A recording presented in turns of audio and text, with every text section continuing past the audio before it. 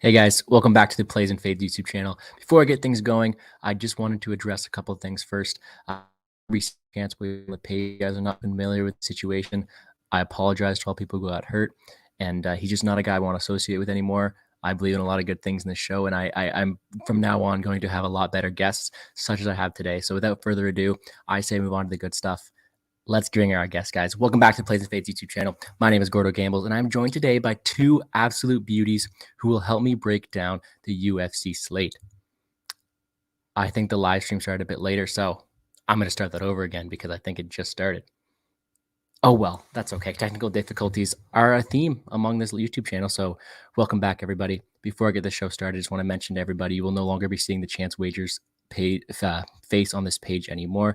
Not a guy we're going to be associating with anymore. If you guys aren't familiar with the situation, go check that out on Twitter. I just wanted to address that. I'm only bringing on the best guests. Starting with today, we have two absolute beauties. Let's get her going. Let's start it off. Bringing back the man, the myth, the legend. I always appreciate him coming on my show. And guys, if you don't have enough content here, he will be doing his own show after this. Liam Picks Fights. How are we doing, my friend? I'm doing quite well, Gordo. It's always a pleasure to be here. And I think that we've got a great slate in front of us. I have a ridiculous amount of action on this card and ready to break it down and hopefully find some winning spots. Well, I think I figured out why I had the technical difficulties, because it's the return of Phoenix MMA, making his triumphant return back into the stream. How are we doing, my friend? I'm good, Gordo. How you doing, man? I'm doing great. Excited to talk some fights with you boys. It's been a while, and I don't have as much action on this one, but I've got five, and one of them is going to be pretty interesting to talk about. Well, if you guys are not aware, this is the original crew. This was the first ever video we had on the Plays and Fades YouTube channel with these two beautiful guests. Happy to have them back with me here. It's going to be a lot of fun. Let's not waste any more time. We got some beauties in the chat here. What's up, DFS Whispers? Liked your video last night Beyond the Capper. Go check them out if you haven't. Gramps is back. The boys are back in town indeed. And what's up to Jason Watson? Spin and elbow that like button. I definitely agree. We have a decent slate. Fighters are weighing in now. This is a new thing for us. We're doing it early in the day, so we will be I will be monitoring the Twitter chat, at least seeing who's making weight, see who's not making weight, and be able to address from there. But just going to be like the old times. We're going to be hanging out, just like Frank's saying. It's kind of early, but we got 14 fights. Let's get her started with the first fight of the night. Tayfon Nchikwi, 6-1, facing Azamat Mirzakhanov, 10-0. And it's funny because the first time we ever did a live stream together, Tayfon Nchikwi was fighting, and we are able to bet against him there. Phoenix, I'll start with you making your return to the show. Are you betting against Tayfon Nchikwi again? Are you on Azamat's side here, or how do you see this one going down? Yeah, I don't have a bet on this one. I mean, looking into it, I kind of was like flipping back and forth. I think Tayfon, obviously, as we can see, Tayfon has a good tail of the tape advantage. I mean, he's 8 years younger, 6-inch reach advantage, 2 inches taller as well. But to me, I didn't factor that in an overwhelming amount because, Azamat's kind of always at that kind of disadvantage. He's kind of undersized for the division. But to me, it's kind of a weird fight because I think I can see it going a bunch of different ways. I mean, I think Tayfon's still a relatively green fighter. I mean, he has like more UFC experience, and then we're coming in with a Dana White Contender Series favorite. The angle is to fade that guy usually, but I mean, Tayfon hasn't really fought like besides Park. I don't think that his wins are UFC level guys, in my opinion. So I think it's more. It's a tough one because I think Tayfon puts on decent volume. He's got a decent pace, and the question marks I have for Azamat is he's kind of low volume at times. Cardio is a bit of a question mark. I think he's never been to a third round, so he's not really a guy I want to necessarily back as a favorite with a bunch of question marks. But I do favor him to eventually hit Tayfon and knock him out because I just think that he's very powerful. Like that left hand's very powerful. He also has other weapons as well, and that I think he's got a good right hand as well. But to me, it's just not something I want to get involved in. I also think that maybe he could wrestle him. Mix in some wrestling. We saw in the Park fight that Tayfon doesn't really have too much off of his back. He has like okay takedown defense, like initial takedown defense, but if he gets taken down, he doesn't really look like he has much to offer. So like maybe Azamat could get on top of him, win the round, maybe even get him out of there with the TKO. But if Tayfon can weather that storm, maybe walk forward, make it ugly, make it competitive, I think the striking can be competitive at times. But to me, I do favor Azamat here. I just think he's more dangerous. I think that, he's more live to get the finish in the spot, honestly, but no bet for me personally. Awesome. Not always having to force a bet there. It's good. You're picking your spots quite well. And I think you mentioned the big part I wanna hit on here is whereas I'm pretty big on Mirzakhanov, the cardio is definitely a question. Liam, how do you see this one going down? Yeah, I like Mirzakhanov here. I did bet him here outright at the -143 tag. Market's kind of moved to where I think is a more appropriate number. So as far as I'm concerned, when I look at Tafon, he's not a bad fighter, but he's just fairly meat and potatoes. He could work from the clinch, does everything as like a big action, heavy breaths from the early rounds. And he's not a guy that's like, going to slow down completely, but he just is very labored in his style. So I think that a lot of the power that he has in the first round gets sapped out a bit by those later rounds. And, it's sort of an accumulation of damage he does to people over time if he's going to get them out of there. I think he was able to finish Jamie Pickett, but he's really fought a fairly low level of competition in the UFC. When he did take that step up, got pretty roundly beaten there. So I think that this is the kind of fight where I like the Mirzakhanov side. I think that he's got a lot more to offer. He has, pretty high level wins outside the UFC. Knocked out a prospect I'm very high on in Andre Muniz very quickly. The guy is like a known performance enhancing drug user. I like that. Being honest, in terms of my betting strategy. Also, when I look at the guy, he's a little bit older, but his Tapology page says he's older than he is. I believe he's 34, not 35. If I'm wrong, he might even be 33. He was like 32 on the Contender Series. So everybody thinks he's 35 now. I think that's a Tapology error. But also, this is a guy who was willing to accept fights at heavyweight. So I don't think he gives a damn about a reach disadvantage or whatever. Also, he's just got good timing, delivers very, very powerful hands. People talk about his left hand. That's a lot of his knockouts. That's a lot of his power. He does throw it as an uppercut. He does throw it as a straight and an overhand, but he also hits people with that right hand. And we saw it on Contender Series. He knocked that guy stiff with the right hand. The guy's got power in both hands.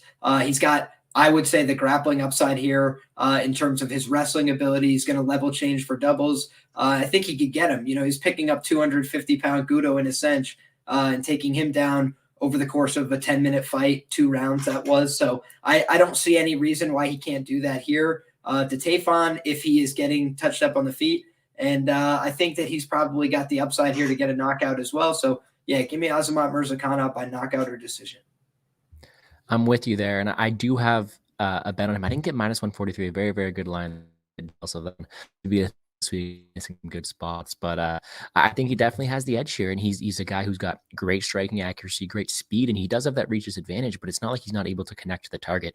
He is really, really good at what he does. What I like best about him in this spot is if all else fails, he has this path to victory on the ground. It's there. He could take it any day he wants. The problem is, do I think he's going to go there all the time? No, but I also don't think he needs to. I think this is a purely, if he's losing the fight, if he's losing the exchange, if he gets rattled a bit, he can take him down and win minutes there. I see the finish coming on the Azamat side. I'm on him pretty big here. He's one of my bigger plays this week. The only question I have is that cardio. We haven't seen him extend it too much. I think maybe if I did want to hedge, I don't say I'm going to, but if I did, maybe round 3 Tafon. It's not like Tafon has good power in that third round either. I think that Azamat's able to either win those first 2 rounds or get him out of there in those first 2 rounds anyways. So it's not going to be really a big concern for me. I do think he wins, and I agree with both your takes. That's a good start for us because this next one's not as pretty of a fight, and I know we're saying that there's a lot of intangibles in the first one. Well, this one's also, let's say, a fun one to go over. Guido Canetti, 8-6. Chris Mutino, 9-5. And you guys are going to know Chris Mutino from his fight against Sean O'Malley, and I don't want to really say it's a fight. I don't want to be mean to the guy, but it was largely a beating. And coming from a guy who had a Sean O'Malley inside the distance ticket, my respect was gained immediately for Chris Mutino. Like, this man has heart. He's got a chin. What he doesn't have is striking defense. And I was ready to fade him right away. And you give me, a 43-year-old man against him next time? I don't know if I want to play this fight. My mind is telling me to bet Canetti. But can I put my money, my hard-earned money, on this 43-year-old man? I think stylistically this might be an okay spot for Chris Mutino, but let's not act like he hasn't been finishing a few fights. So many unknowns. I think I'm going to pass on this one. But Liam, how do you see this one going down? Yeah, least confident read on the card for me. I don't know what to make of this one. I tried to fade Guido Canetti with Mana Martinez inside the distance last time out. The kid hit with a lot of power on the regional scene. We saw it in his last fight, even in a fight where he was getting his ass kicked. he was able to land some big, heavy shots and really like change the course of that fight. So Mana Martinez does have real power. I thought he underperformed in that spot, though. He had some like personal things. I think his coach, was lost in close proximity to the fight. So just a lot of baggage he had going into that spot, wasn't able to take advantage. But is Chris Moutinho a guy who's going to take advantage where Mana Martinez couldn't and get the finish? Like, that's something I'm a little bit skeptical of. I do think Guido Canetti, he actually impressed me in that fight in terms of his ability to stand up to Mana in the early goings. But as the fight went on, obviously his cardio starts to flag. He's a later stage guy. I don't really feel comfortable putting my money behind Canetti in a serious way, but I also don't feel comfortable laying a favorite price on Chris Moutinho, who I don't think is very sound, like you mentioned, defensively on the feet. I think he might be able to give up some takedowns in this spot. Guido Canetti is a pretty strong physical guy. I don't think he's an exceptional wrestler, but I don't think Moutinho is an exceptional defensive grappler either. So I just think that this is like a sketchy spot. He's been around the game for a long time. Guido Canetti in the early going is a serious fighter. So would it surprise me if he was the one who capitalized on the fact that Moutinho just took like a life-altering beating from Sean? I wouldn't be altogether stunned because he is sharp in those first 5 minutes, but I just really don't want to get involved with this. Don't blame you one bit. Phoenix, what about you? Yeah, I won't keep us hung up on this fight. I mean, I kind of agree. I think skill for skill in the early goings, I think Canetti's the better fighter. I think he's a good, pretty decent kickboxer in general. But I think the thing that Moutinho is going to do that Mana didn't is I think Moutinho is like pretty reliable to go forward, just keep putting on the gas. I feel like when I was watching Martinez, I had a bet on like the under in that fight, and like Mana kept having him against the fence, like he just wasn't letting his hands go. It was very frustrating. Like he got him where he wanted, and then he didn't throw anything. So I think Moutinho's pretty reliable to go forward. I think maybe Canetti could wrestle him. I mean, like Liam said, I don't think Moutinho's a great defensive grappler, but I also don't rate Canetti's wrestling that high. But I don't really think at either guy's like UFC level per se. Obviously, Canetti doesn't have great cardio durability either, and I was so surprised to see Moutinho eat all those strikes for someone that's been finished in all of his fights, and then he just comes in and almost makes it 15 minutes eating. I think it was like 230 significant strikes from a pretty good striker in that division. So again, I just think skill for skill, I think Canetti's the better fighter. I think he's probably going to win round one, but I think Moutinho's forward pressure, could make it ugly, and I favor the younger guy in that spot. But no bet. Yeah, don't blame you either. I think this is a spot where a lot of people are remembering that O'Malley fight and seeing, okay, he's going to get hit a lot, but he's not going to go down. And I think where I wanted to target earlier in the week was maybe say, hey, what if the under's a good look here? Because it's not like Moutinho hasn't been finishing all of his losses. And it's not like Canetti isn't 85,000 years old. So I honestly thought maybe it could end.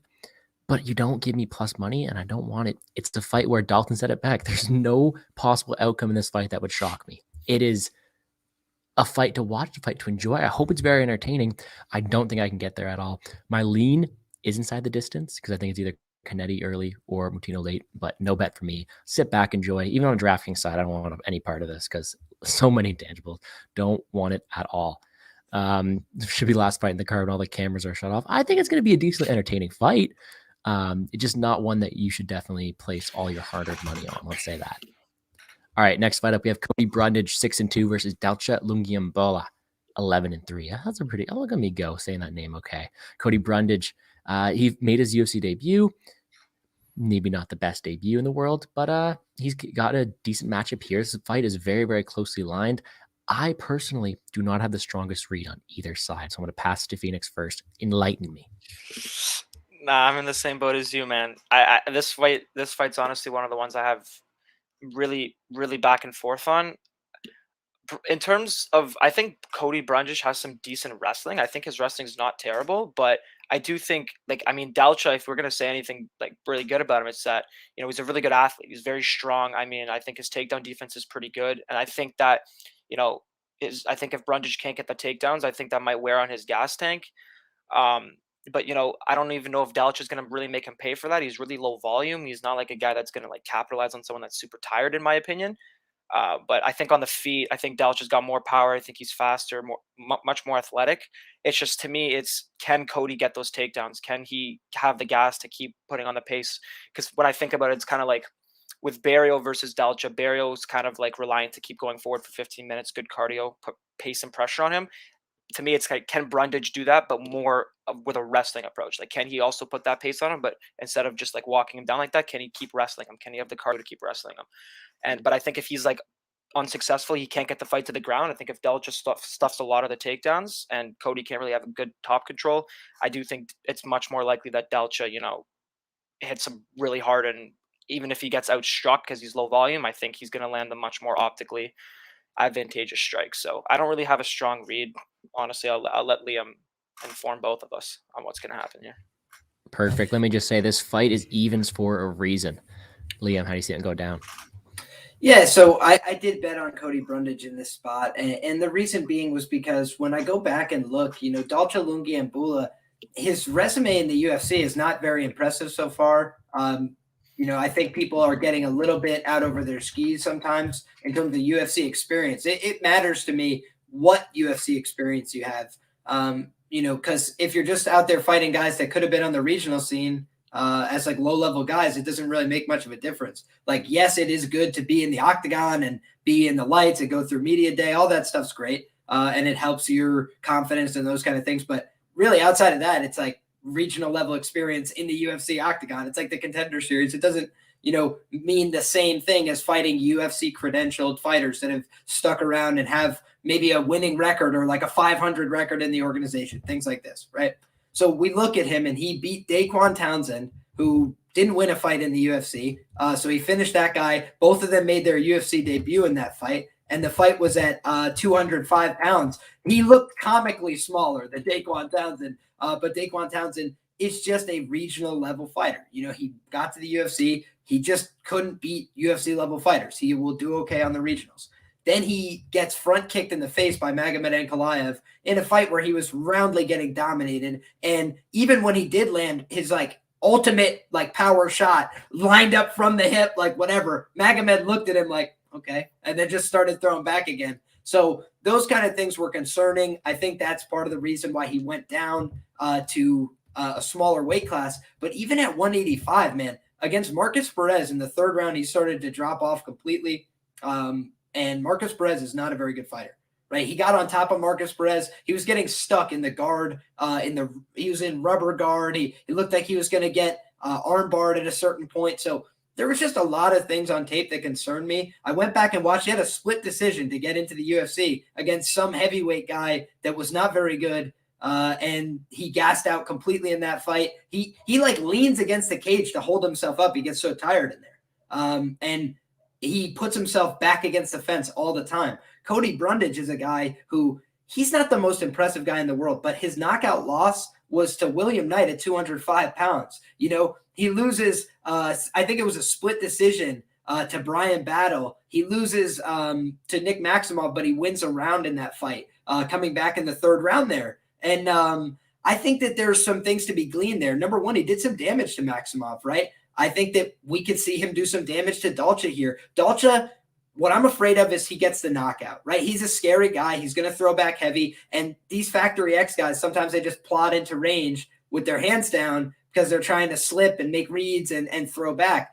And he does a pretty decent job of that. If you look at his LFA fights before he got to the UFC, he was doing okay with some of those Factory X movements. And then when somebody started to land back, he dropped down for a takedown. I think if he does that here, he could have a lot of success. Magomed Ankalaev isn't really a committed wrestler all the time, and I feel like when he meets resistance in the wrestling, he's just like, F this. And he was also outstriking him cleanly on the feet. So he's like, what am I doing? Why would I wrestle this guy hard? I do think Brundage is going to be much more committed to it. I think that he's not a upper body wrestler in the same way Ankalaev is. He's a lower body guy. I think he's going to be shooting single legs, head on the outside, putting a lot of pressure on him because he backs himself into the fence. So he's going to give Brundage a lot of opportunities. And barring one of those like downward elbow knockouts or an open space knockout, I think that Brundage is going to be live in this fight. I think he's going to make it a competitive decision, if not eventually tire this guy out and find a finish on the ground. So yeah, give me Cody Brundage here at the dog odds. I love it, man. And Cage is pointing out Dodge did knock out heavyweight Alain Bordeaux. Yes, I think you tweeted about that this week, Liam, didn't you? Yes, I went and saw that. And doing tape too. It's always Comical yes, knockout, yeah. honestly. I feel bad for And Bordeaux, man. Jeez Louise. He literally gets stiffened up and then falls sideways. he just Bordeaux, if you think of that Porter bet. Anyways, let's move on before I get too bothersome here. 12 people watching. Appreciate everybody tuning in this morning. If you guys see me looking away to my left, I am checking the weigh-ins the most I can. I'm still paying attention to you guys. Don't worry. I appreciate you guys very much in your reads. But let's move on. Fourth fight of the night. Sabino Mazo 9-3. Miranda Maverick 9-4.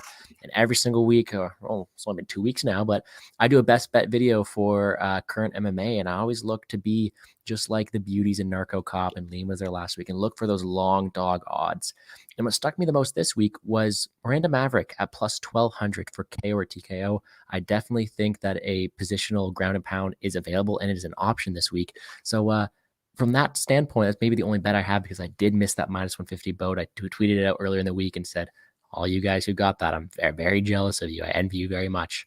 I do think Miranda Maverick wins this one. I think that the wrestling is there. She has the advantage. I'm not huge on Sabino Mazo. What about you, Liam? Are you big on either side here? Do you have a good read on this one? Yeah, I think that there's a lot of smart people that I respect on the Sabino Mazo side, which is making me, cautious, but I love Miranda Maverick in this spot. I think she's going to smash this girl. I think she's going to take her down, and I think she's going to submit her. Miranda Maverick, when she was in her fights prior to the UFC, she was taking girls down. She was putting a lot of pressure on them. She was passing their guard, and she was taking their back and submitting them. I think she could do that to Sabino Mazo. Sabino Mazo kind of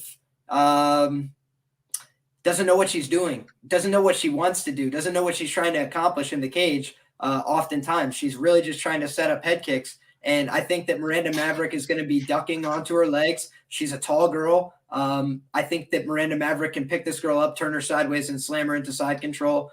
She's a physical, strong girl at the weight class. And I don't think that what I've seen so far from Sabino Mazo says that she has very much to offer in terms of, competence off her back. I think she's a Brazilian Jiu-Jitsu brown belt, but really she's made some foundational mistakes, I would say. And I do think that her physicality costs her oftentimes.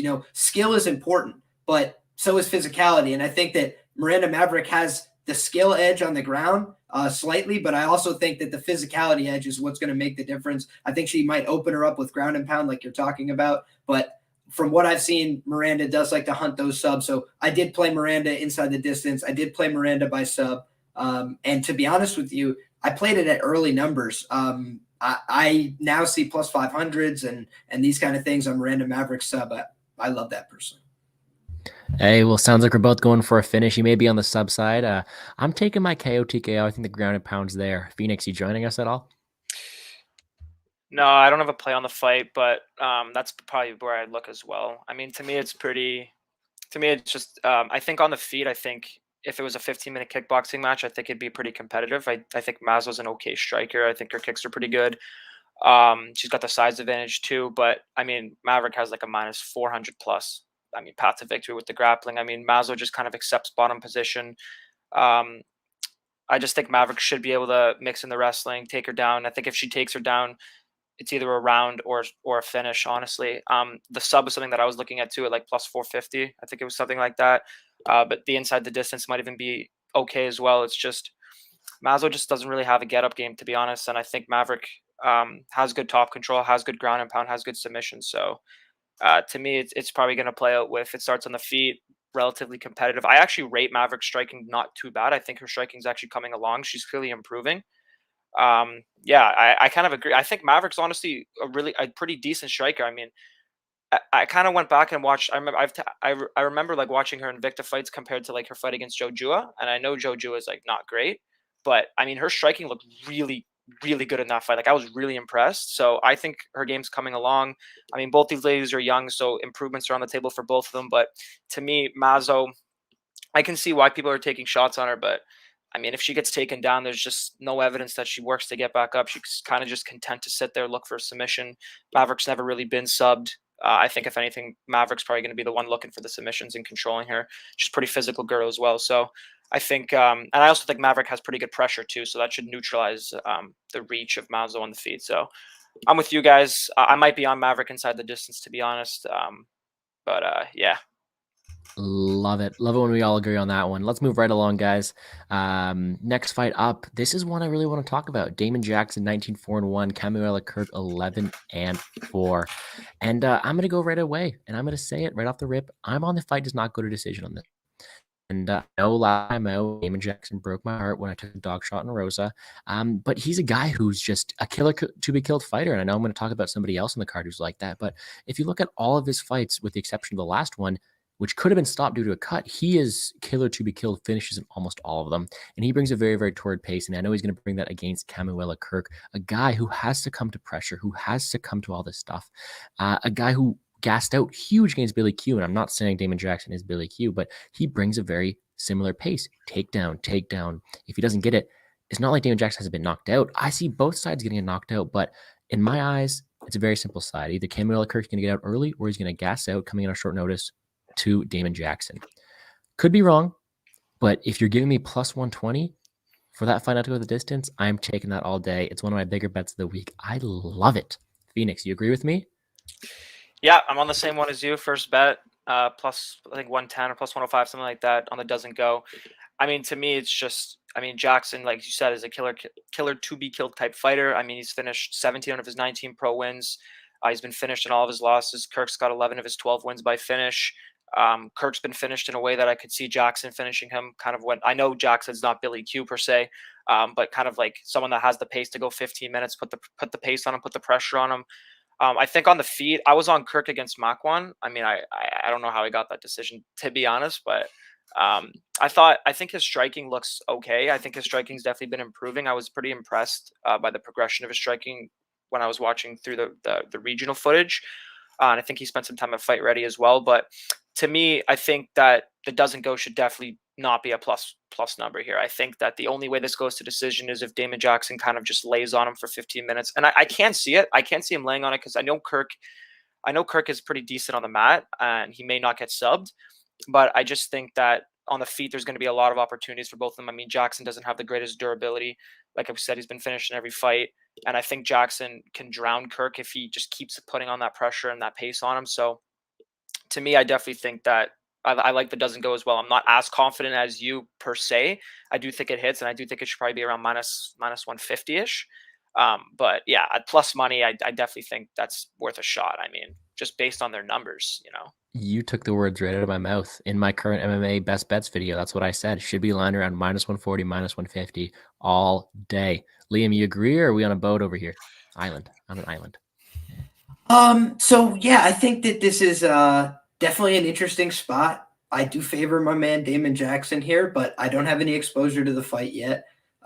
When I kind of broke it down, it's one of the fights where I felt like I just missed the boat. You know, I missed the party. Line had already been corrected. I feel like plus money was a great look on Damon Jackson here. I kind of like that look on the fight doesn't go, but what I would more so look at, because I do favor Damon Jackson and because I have access to some U.S. domestics, would be the FanDuel round 3 or decision for Damon Jackson. I think is a decent enough look at plus 180. So that's something that I would at least consider. Oh, Canada. I only sing that when Chad and Hellinger fights. But yeah, for me, this is just a fight that I didn't get down on yet, but you guys might have swayed me to take a little bit of that fight doesn't go. So I'll look into that off the air. I love it. And quit showing off with your good bucks. We need to get some of those good lines up there.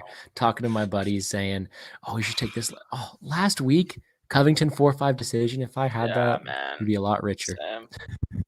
Anyways, let's move on. A little update. Alex Pereira's weighed in. We only have one fighter left, and it's your boy Cody Brundage weighing in. So I'll keep an eye out on that. Hopefully he doesn't miss. He's got like 50 minutes or something to do that. So let's keep a move on. Next fight up, we have Trevin Jones, 13-7-0. Javid Bashrat, 11-0. Javid Bashrat, a guy who put on a great showing at Dana White Contender Series. This is a fight where I can't get Trevin Jones right, and I don't want to stake my money on it again. There's so many guys like that who have just been taking my money away, and I don't want to succumb to that again because there's so many intangibles this one. Again, I don't think Javid's fought the best level of competition, so I don't know what I'm going to get from him. With that being said, he looks like he has a decent skill set, but Trevin Jones got that power in his hands. He's been counted out a lot of times before and has come through. I know Liam has one on this one, some action on this one, so let us know where you are. Take it away, my friend. Yeah, so in terms of this fight, when I was breaking it down from the outset, there was something that was, goodness gracious, what fight are we on? I lost my we are facing Jones versus Basharat. Oh my goodness. Oh my goodness. I'm trying to see where the line's at right now. Okay, we've got minus 140, 50. Great air. Oh, you can get as high as plus 135 right now on Caesars Sportsbook on my man Trevin 5-star Jones. And I think that a lot of people are high on Javid Basharat this week. Coming into his Contender Series fight, I thought that there was some stuff to like. But I also thought that the public was getting a little bit high on him based on what he had shown so far. And so I ended up with a bet on that guy who's a complete fraud, right? Aran Kolan or whatever his name was. Man, that was really fraudulent stuff. Like, didn't look like he was ready for prime time. Didn't look like he had been in any fights where he faced resistance. And so he basically just got completely controlled positionally for every stage of that fight, beat up the whole time. Brutal fight, really. So that doesn't tell me a lot about Javid either. It tells me he can really beat somebody up, and when he's in a fight that he has total control over, he's going to dominate. Okay, great. Like that's good stuff for a prospect. And I do think he demonstrated some real skills there. But I also think that this is a guy who's relatively unproven, and he's fighting Trevin Jones, who basically has two really credible UFC wins. Mario Bautista's out here being priced as like a 75% favorite, dominating UFC newcomers. And you see he got knocked out in vicious fashion by Trevin Jones. And then we look at, okay, how about, Timur Valiev? He's priced as a favorite right now against Jack Shore, another huge, fan favorite, all this stuff, right? So we see Timur Valiev, he's like 65%. He's like 62 to 63% right now against Jack Shore. And this is what I'm saying, guys. He beat those guys. Trevin 5-star Jones beat those guys. He loses a fight to Saidikub Kakramanov. It was like his fourth booking in a row. The guy takes every booking that they ask him to, and then he draws short. It was a competitive fight. He got outworked. He got out-cardioed there by a young kid who's got a lot of cardio and who really showed up for that fight. Looked like he was in the best shape of his life. Short notice didn't bother him. Looked like he was ready for his big moment, like his teammate Terrence McKinney, right? So it's like these guys were ready for primetime. Okay, surprise. They burst on the scene. And now he's back to being an underdog against a guy who's relatively unproven, who just fought a guy who might be completely fraudulent on the regionals.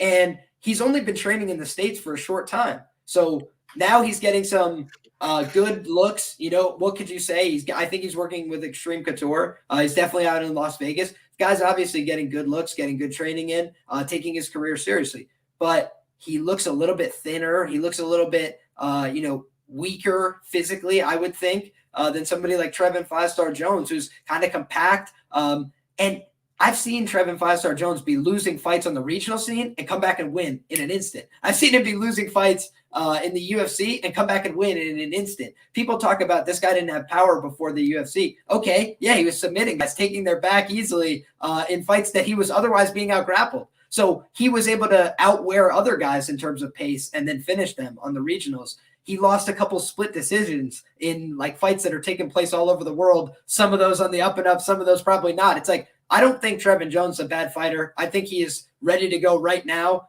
He's proven that he can knock out prospects, legit guys, contenders. He can take your back and finish you. He's got a legit grappling game. Being priced as an underdog against a guy who this is a prove-it spot as far as I'm concerned. So a lot of sharp guys I know on the Javid Basharat side. Not going to take anything away from them. The tape checks out. He looks like a good fighter. Against who? Not against very good fighters. Jones is a good fighter. This is a big step up. Let's see how he does. Man, this is why I love having you on my show. You do a great job of breaking these down, man. You're making me want to bet on Trevin Jones here, and it looks like you got some people agreeing with you in the chat. Sean saying that keeps his chin up and hands low. I think that's also true. But then you're also looking at the wrestling side. It's one of these ones where there's a lot of path to victories. We don't know what version we're going to get. Abel saying same thing, chin in the air, and then you have what the public is doing, and they're splitting. This is a fight I see very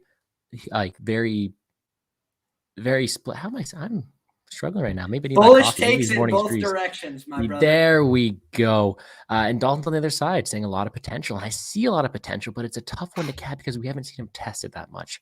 I think for me, where I do lean the guy in Jones who has stolen my money before, I haven't seen enough from Basharat to be able to put my money on it. I just think that this is a spot where I sit back, look, gauge the situation, see where it's going to be. But I think the dog trot's live. I'll be cheering for him for you. And I think even on DraftKings, we know that Jones has that power, has the ability to end fights in an instant, and might be a good play there. Phoenix, how do you see this one going down? Man, Trevin Jones is weird, man. Like, the guy, he kind of like I kind of agree with the thing I agree most with what Liam said is like on the Javid side, like his tape checks out, his striking looks okay he does have some weaknesses, his wrestling looks good, top control good, but again, I feel like any UFC level caliber fighter kind of when they're faced with no resistance can pretty much look very dominant and look very good. But like Trevin Jones is just like, how's he going to look against a guy who's probably the best striker he's fought, the best, grappler he's fought? I mean, Jones is a pretty well-rounded fighter, but Jones is just such a weird fighter. Like, I mean, You I think don't know. Javid's a better striker than Valiev? No. Oh, okay. No, I'm saying like, how's Javid going to look against like step up? Javid. Yeah. I thought you meant the other way around. I was like, No. damn, No. son. All right, No. you like this. No, I don't really have a read on this fight. I mean, Trevin Jones, like you said, he's fought and beat one very good guy, one pretty solid guy.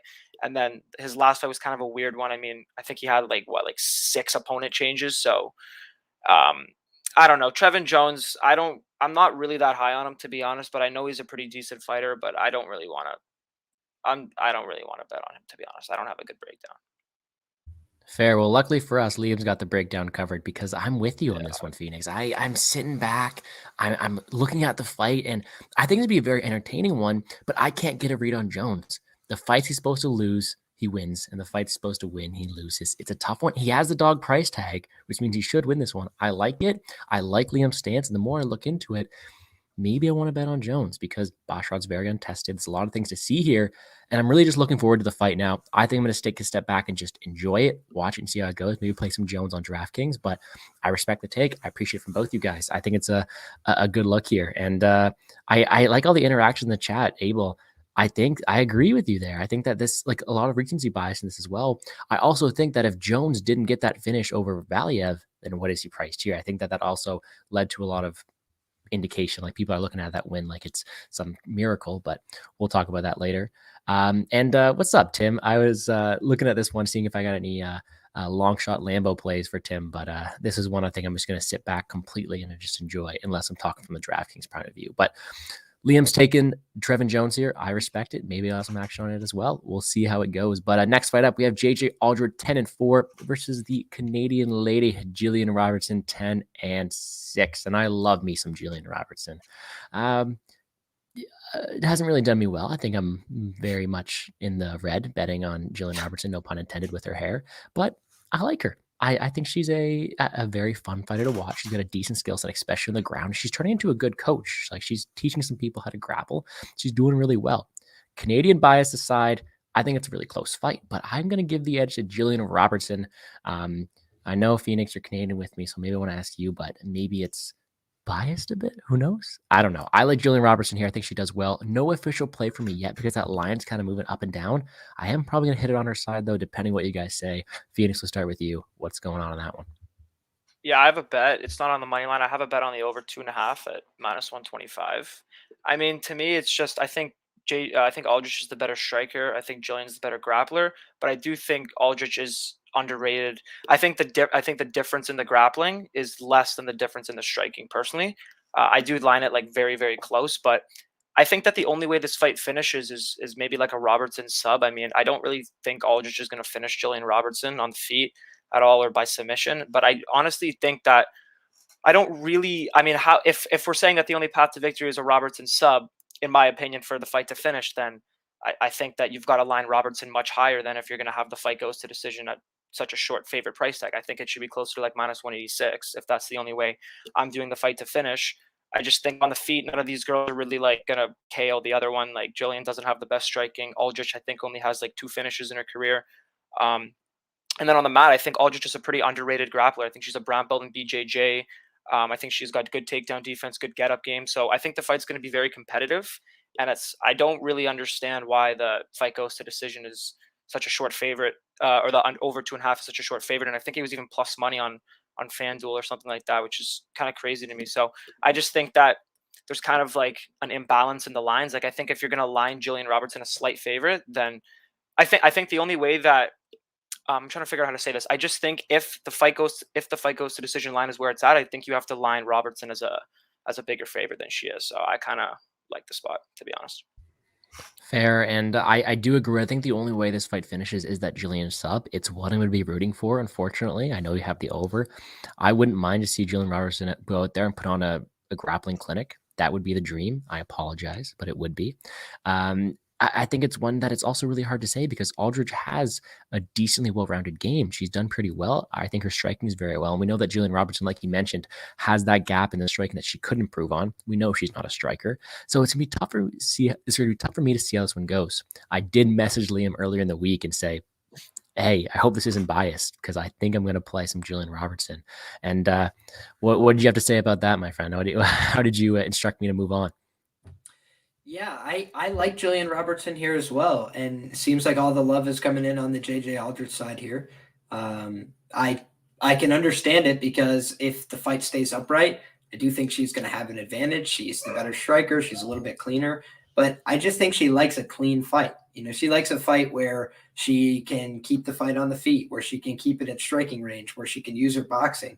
But oftentimes she finds herself crashing into the clinch and she just gets beat up in the clinch, you know, and it's happened to her in a number of her fights.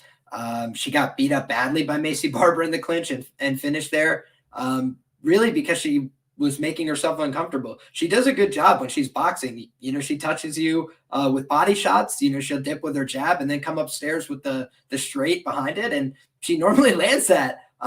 There's not a lot of great head movement going on the other side in a lot of these fights, and so, you know, she lines up clean, hard, straight punches. She dropped Macy Barber in the early going. The problem is I don't think she's a great finisher, and I do think that when she starts to get into the other phases of fighting, she starts to make mistakes and she starts to panic. And, you know, I've seen instances where she's in with good grapplers and she just starts to get put through a series. And even though she makes the right decisions positionally the first 1 or 2 or 3 times, she just starts to degrade in terms of her decision making over time and sometimes just stops moving. And there was a time when I just saw her give up a back take and get finished where she literally is like in a scramble doing well, and then the girl is in a front headlock, spins behind her, takes her back, and finishes.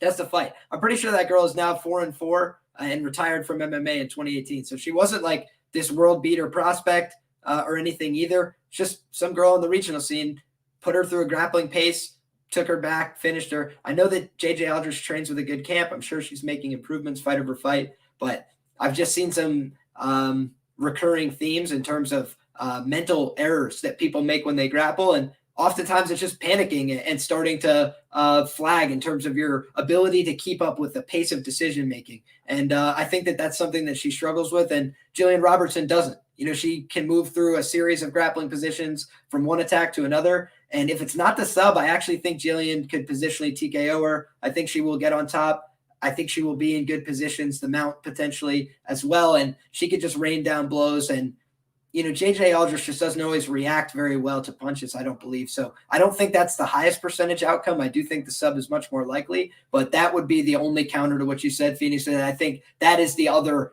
finishing equity here is, you know, JJ Aldrich will land those clean shots. She could potentially score a knockdown. I don't think it's very likely. And I think if she follows Jillian to the ground, she could get finished. So she won't do that. But yeah, it's kind of a weird fight, but I do like Jillian in the fight. Yay, Canada. Yeah, I think it's a spot where Julian Robertson has been dominated in a lot of fights. And if she's outclassed in one area, especially on the ground, she doesn't able to do well because, like people are saying, she's not the best striker here. And I completely understand that. But when I think if she's able to get it to the ground, she is going to have that advantage over Aldridge. We haven't seen Aldridge have the best success. I know she's able to stuff takedowns from Vanessa Demopoulos, but Vanessa Demopoulos won a fight by being knocked down, and that's how she got a takedown, was she got it to the ground and then finished someone. I do favor Robertson more in the wrestling and grappling than the people that Aldridge has faced in the past.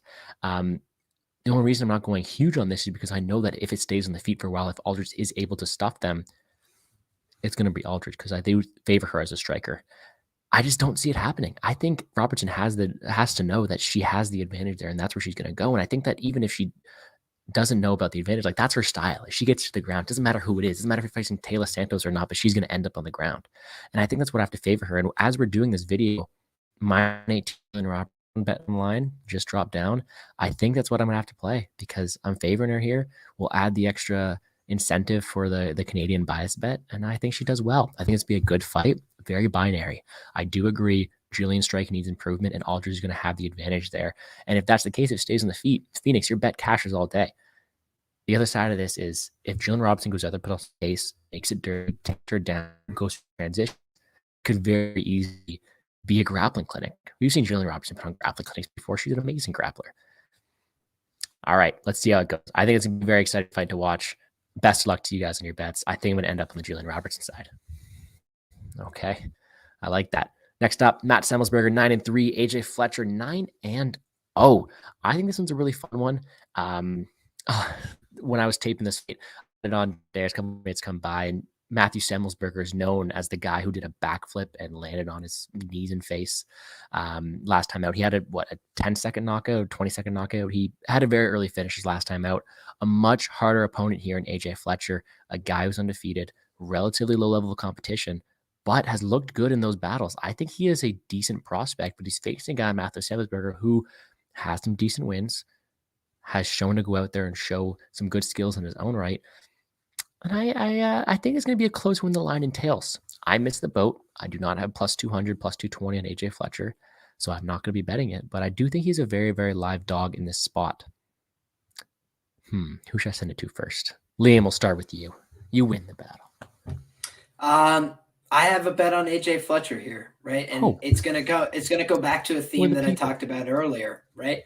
I talked about if you fought a bunch of guys in the UFC, but they are regional level fighters, it doesn't make as big of an impact on my capping as if you fought a bunch of guys that are UFC quality. You know, Matt Semmelsberger fought a UFC quality fighter in Chaos Williams, and he lost the fight. You know, it was somewhat competitive. He looked like he could compete in that fight, but that's also the fight he wants. You know, that's a kickboxing match that Chaos didn't really introduce the threat of wrestling very seriously. So they basically had a stand-up affair where he kind of got scared off by the power of Chaos and didn't really come on until late in the fight. It was competitive, but I thought that Chaos won that fight as well. So Chaos is a guy that a lot of people, talk shit about or think is fraudulent or think he's been high rolling wins with knockouts. Well, hey, his decision win in the UFC is over this guy. So there you go. Take that to the bank. But either way, we look then at the other guys, Martin Sano never should have been in the UFC. Probably never going to be asked back,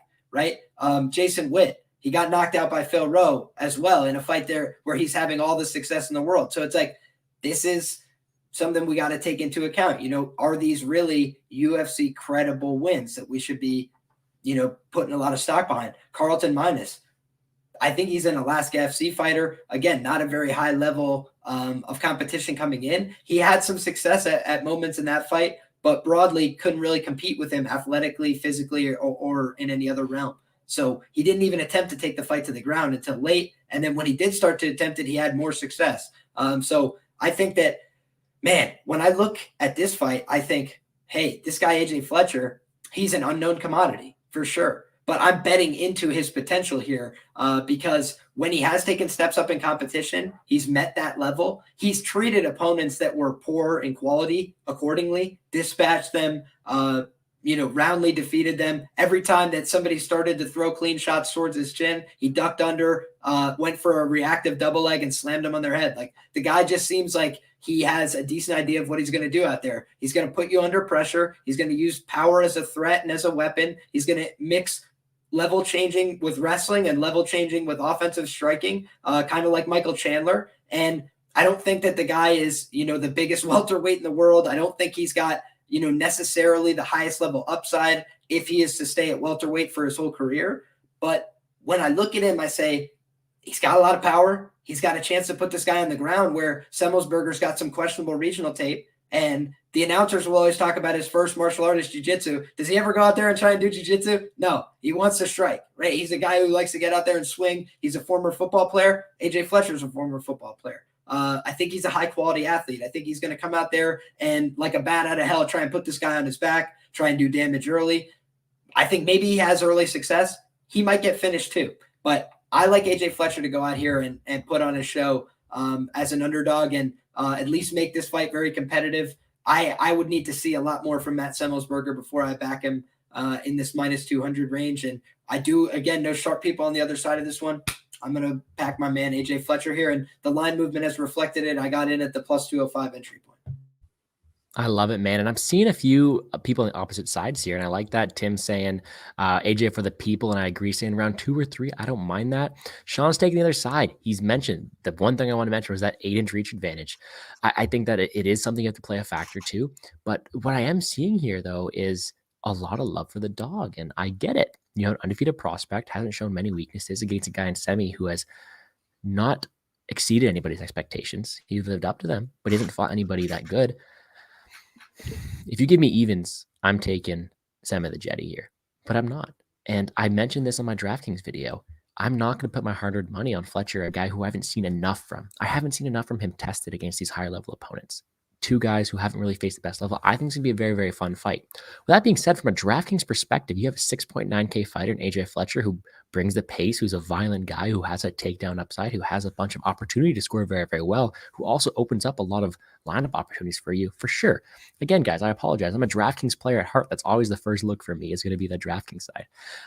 I think he does very, very well. When it comes to betting on a fighter, though, I think that Jedi is just going to be the more accurate guy. He's had that experience. He has the reach advantage. So unless I see Fletcher going out there, dominating him on the mat, finishing him, it's hard for me to win that. Do I like your bet, Tim, at plus 220? I forget what line you got, Liam, but do I respect your bet? 100%. I think you guys crushed it value side. I think it's a great value bet. I'm not there yet. Maybe I will. Maybe if Phoenix convinces me. What side are you on here, Phoenix? Yeah, I'm close with Fletcher. To me, it's just like, this is a really interesting fight because, as you were mentioning, if you didn't mention it, the 8-inch reach advantage. I think he's probably the sharper striker on the feet.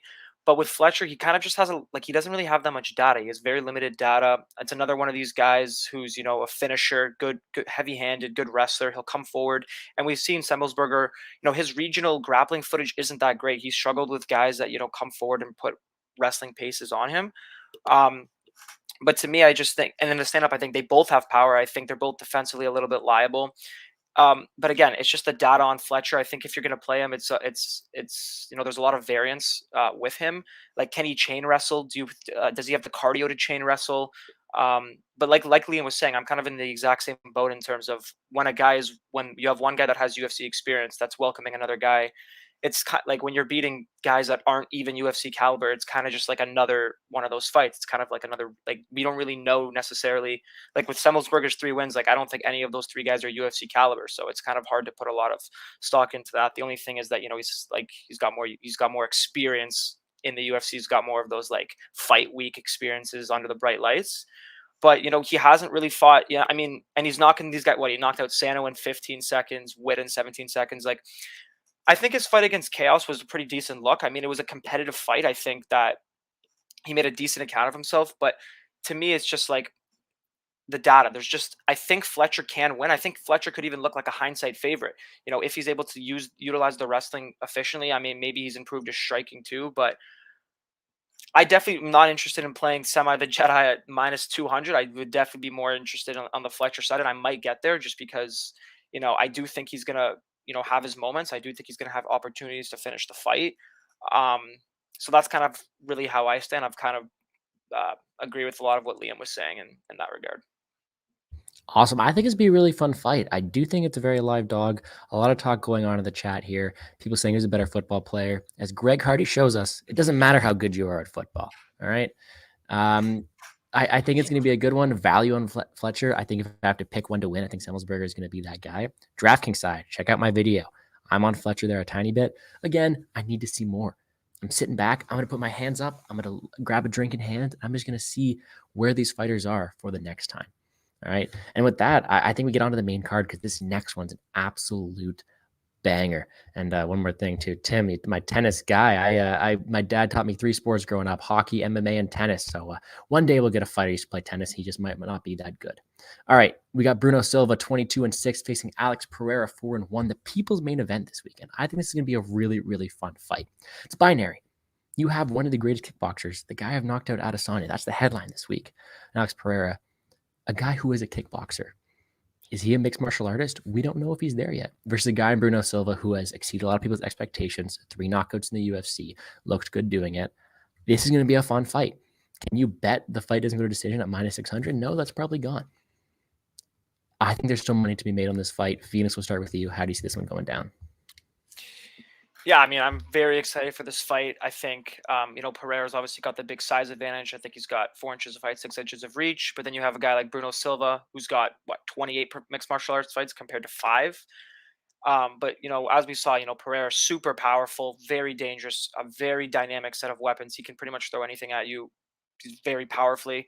To me, it's just like, I know that people are wanting, if you're on the Bruno Silva side, for him to take him down. I honestly, personally don't see it. Like, I don't think that Bruno Silva is going to be able to take down Pereira, or at least hold him down personally. I think that Pereira's takedown defense against Michailidis was actually pretty decent, especially for like the first time that I've seen him face like extensive wrestling attempts in the UFC. I think Silva's, wrestling is, from what I've seen, is kind of sloppy. I don't think he really has that good wrestling at all, to be honest. I know he's a BJJ black belt, but I kind of I think Michailidis is a better wrestler than Bruno Silva is personally. And I think that Pereira, and Bruno's obviously dangerous on the feet too. Like, I think that Pereira has weaknesses with striking defense and head movement in like a mixed martial arts level. Like, I think if they're swinging, I think that, Pereira could definitely get hit and knocked out. I mean, his head movement isn't great. We also don't know a lot about his cardio too, like if the fight gets extended. But I don't have a bet personally, but I honestly, if anything, I would be inclined to take like Pereira inside the distance, because I do think the guy's legit. I do think he's working on his game. I think he's a very good striker. I think he's a much more dangerous striker. I'm not really high on Bruno Silva at all, and I'm personally not high on the chances that he's going to be able to implement a wrestling heavy game plan and have success with that. I honestly think Pereira is going to keep him on the outside, use his kickboxing, land hard strikes, and eventually just connect, and he's going to be out personally.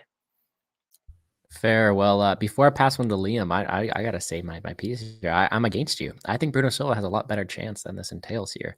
I think that you have a guy in Pereira who's one-dimensional, and where he's one-dimensional, he's good at it. Like there's no discrediting. He could beat up a lot of people in the UFC. Like, he is a very, very talented kickboxer. But you look at his tape, and he's getting dummied on the ground where he is. And I know you're saying Michailidis is a decent wrestling. I think that Bruno Silva is a stronger guy. I think he may be on some of Liam's famous performance-enhancing drugs. He's a guy who's exceeded expectations, who's had a decent ability on the ground, and he has submissions on his record. I think that he knows. I know he's saying in his interviews he's going to want to stand and bang. Come on. Yeah, we know he's probably not going to. And whereas I see like another one of these fights where I want to sit back and watch, when you have a fight that's not going to decision at like -600, and yet one of the fighters is sitting at a +210 inside the distance side, that's a line I'm taking. I think that Bruno Silva has a lot better chance to finish this fight than a +210 line entails. Again, similar to the Fletcher side. If I had to pick them 50-50, who do I think is going to win? Pereira. But you're giving me a guy who has that ground upside, who has submissions on his record, who's continuously proved people wrong in a fight against a guy at +210, where it's probably going to finish. It's sitting at -600 to finish. I'm taking that. I think that Bruno Silva is a guy who has skills. He's a smart guy. He knows what he got to do. And the only reason he hasn't shot for takedowns prior and showing any takedowns is because look at the guys he's facing. He's not going to take out Andrew Sanchez. He's getting taken down. And did he look bad in that spot? Yes, he did.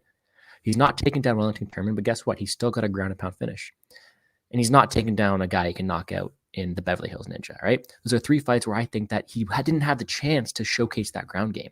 I think that if you know you're facing a guy in Alex Pereira who has the abilities that he does, you're working on that grappling game. You're working on those takedowns. And I think that at that plus 210 shot, you're going to have to take it. And that's just my side. So we're 50-50. Phoenix on Pereira. I'm on Silva. Liam, settle the debate. Where are you at? Pereira's going to knock this guy out, my man. Okay, and I hate to say it, brother. No, and here's what I think about this. I understand the value, and mathematically, I think like your argument makes a lot of sense. I just think that when I look at this guy, I see somebody who is competent in defensive grappling. He's not a world beater. He is doing what he needs to do to stay upright, to stay defensively sound, and to try and like sneak his way to a title shot. That's what he's trying to do. And I really think that the guy is working day after day after day at Glover Teixeira Mixed Martial Arts with this gorilla on his back trying to take him down. And he's got Wellington Turman in there, a committed back taker with a Brazilian Jiu-Jitsu black belt. Like, he's just got the right guys to be working with. He's been doing it for a while now. I think that the guy is showing real improvements. And Ankalaev is a black belt, right? Everybody wants to discredit him and say he stinks. Yeah, maybe he's not the world's highest level black belt, but he's a black belt. He tried to sell out everything he had for the grappling, gassed himself completely in a few minutes because that's, one, him fighting a little bit against form, against type. And number two, it's a big, strong guy that he's trying to hold down, trying to wrestle. That's exhausting. You know, it's not easy to wrestle somebody who's like a muscular hoss. It's just not. So I think that Bruno Silva, he does show good cardio, but it's often when he's defensively grappling, right? Offensively grappling is a whole different ballgame. Now you're got to use a lot of energy systems, and he's fighting against type, right? You don't think he's going to be shitting his pants? I would be. He's fighting Alex Pereira. The guy touches you with a left hook, and you don't move for like 15 minutes. It's like, yeah, he's going to be pooping his pants, I would think, even though he's a banger, even though he's, a scary guy and he can get out there and do the damn thing. I think he's going to look across the cage and say, I need to get a hold of this guy or I'm going to get hurt. And when you're panicking, your wrestling goes, it looks like crap. Ankalaev tried to wrestle this guy, but he was afraid that if I give him even an inch, I'm going to get nuked. So he had to keep glued to him to the point where he couldn't do anything and wasted all his energy in static positions. I could see Bruno doing the same thing here, but I could also see Bruno, because he's an insane banger, just throwing down with him on the feet. I actually think that's his best chance to win. I know that sounds stupid, but the guy has bricks for hands. The guy hits people and they don't move. So Bruno Silva, he's not, above knocking this guy out. I really believe that. But it's just going to be tough because if he tries to do that, he's going to put himself in range to get hit and hurt by one of the better kickboxers in the UFC, period. That's just a bad recipe. So I think that if you watch that knockout from LFA that Pereira had before he came to the UFC, it's one of the most horrifying knockouts you'll ever see in MMA. The guy doesn't move, dude. It's like, it's brutal. You're like, how much did that guy get paid for that? Not enough. However much Bruno Silva gets paid on Saturday night, unless he wins the fight, it's not enough. Yeah, if I could just add one thing quickly on that. I know you were talking about how like Bruno, like he's working on the grappling because a guy like Pereira but like Liam said, I mean Pereira's also working on his own grappling, and I think I kind of agree with Liam in the sense that I think honestly a good chance for him to win is just to like try to close the distance and just try to bang with him, because I have seen Pereira's head movement look a little bit rusty for MMA, but I just think that Pereira's like he's a big guy, like he's huge and he's strong and he's made of brick, and I just think that he's going to be able to keep the range. And I like Liam was saying, I don't think he has the wrestling. I don't think he has the offensively wrestling, a big strong guy who I think actually has pretty decent takedown defense and is not someone you're just going to take down and hold down. Like he defends. Like it's not like he's like a novice in takedown defense. Like he was stuffing a lot of the takedowns with Ankalaev, and I think that's exhausting. And I think that if he hits you clean once, you're probably dead. And I know Silva's never been KO'd before. We don't know if he's just gonna like die instantly on impact. But like it's Alex Pereira. Like he is a very dangerous striker. He's the bigger guy. I know Silva's like a stronger guy than Ankalaev was, but Pereira is still much bigger, much stronger, much bigger in my opinion. he's working on that takedown defense. He's working on that grappling. And I just think that, if the fight's standing, I mean, I get the value. Like you were saying, it's not a bad shot. I mean, if the -600 fight doesn't go to decision and then you have +210 on one of the guys inside the distance, I just think Pereira is just gonna eventually just dead him. Fair play. Okay. I'll sit back this one. I do like my bet. I will be playing it. Best luck to yours as well. Let's hope for a fun fight. This has to be a fun fight. And I know it's gonna be wild. The thing too is, I know Phoenix said it to me earlier. It's like, what if this fight just becomes like a striking affair and goes all 15? Oh, it definitely will. I don't think it will. I hope it will. There's always one. Let's not even talk into his. I think this would be a banger. Speaking of bangers, this next one right up there. Drew Dober 23-11. Terrence McKinney 12-3. Terrence McKinney coming back 2 weeks after cashing everybody huge.